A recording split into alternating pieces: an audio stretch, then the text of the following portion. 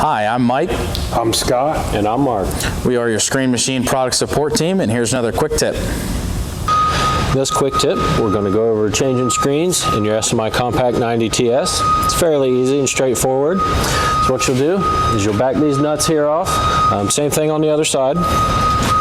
Back the nuts off, release these bars. Take this top keeper out of this pin, drop the pin out the bottom. Do it on both sides.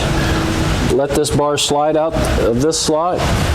That releases the back of the screen. In the front of the screen, it has a hook that just goes over a ledge. That's what pulls it tight. You'll just pull that hook off, and then these screens will come out the back.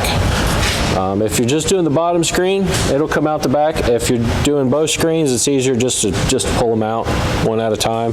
Put your bottom screen in first, and then your top screen.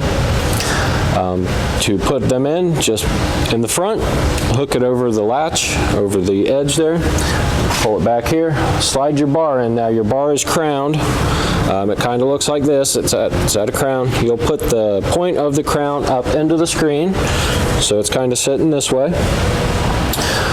Slide your bar in, of course. Put your pin up through, put your keeper on, then you'll tighten these nuts here evenly on both sides until this bar is flat. So it'll pull those crowns, it'll pull that bar up and pull it straight. If you look down it, if it's straight, then your screen's tight. If you still have a little bit of crown in it, you'll want to tighten them a little bit more. But when these bars are straight, your screens are tight.